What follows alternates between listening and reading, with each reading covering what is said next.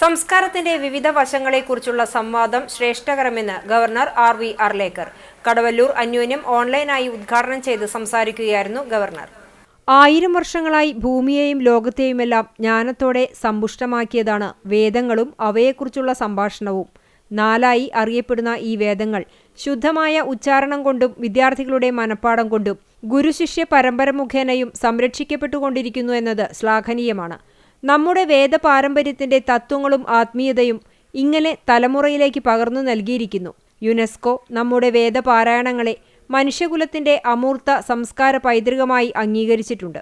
ഇത് നമ്മുടെ സംസ്കാരത്തിന്റെ മഹത്വവും വേദപാരായണത്തിന്റെ ശ്രേഷ്ഠതയും തെളിയിക്കുന്നു, ഗവർണർ പറഞ്ഞു. ഈ അന്താരാഷ്ട്ര അംഗീകാരം വേദത്തിന്റെ അക്ഷരങ്ങൾ മാത്രമല്ല, അതിന്റെ ആത്മാവും ലോകത്താകമാനം പ്രചരിപ്പിക്കാൻ സഹായിച്ചുവെന്നും അതുകൊണ്ട് ഈ മഹത്തായ പാരമ്പര്യത്തെ സംരക്ഷിക്കാനും പ്രചരിപ്പിക്കാനും ഏവരും ശ്രദ്ധിക്കണമെന്നും രാജേന്ദ്ര വിശ്വനാഥ് അർലേക്കർ കൂട്ടിച്ചേർത്തു.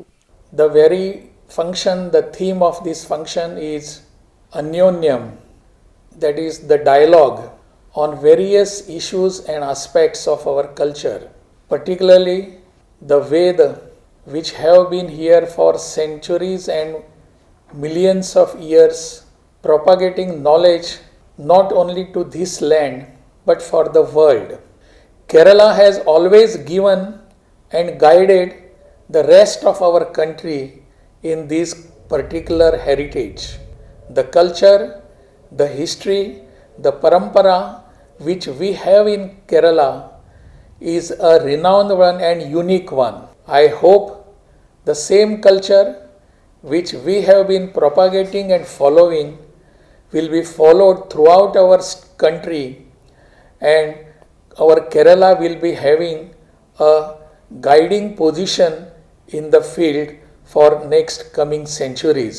പഞ്ചവാദ്യത്തിന്റെ അകമ്പടിയോടെ വിശിഷ്ട വ്യക്തികളെ വേദിയിലേക്ക് ആനയിച്ചു. തുടർന്ന് വേദജ്ഞരുടെ പ്രാർത്ഥനയോടെ നടന്ന ഉദ്ഘാടന ചടങ്ങിൽ Cochin Devaswom board president K Raveendran അധ്യക്ഷത വഹിച്ചു. കേരള ആരോഗ്യ സർവകലാശാല vice chancellor doctor Mohanan Kunnummel, Cochin Devaswom board മെമ്പർമാരായ കെ.പി. അജയൻ, കെ സുരേഷ് ബാബു എന്നിവർ സംസാരിച്ചു. അന്യോന്യ പരിഷത്ത് പ്രസിഡന്റ് വടക്കുംപാട്ട് നാരായണൻ ചടങ്ങിന് സ്വാഗതവും സെക്രട്ടറി കാണിപ്പയ്യൂർ കൃഷ്ണൻ നമ്പൂതിരിപ്പാട് നന്ദിയും രേഖപ്പെടുത്തി. തുടർന്ന് രാജേഷ് ചേർത്തലയും സംഘവും അവതരിപ്പിച്ച പുല്ലാങ്കുഴൽ വിസ്മയവും ഉണ്ടായിരുന്നു.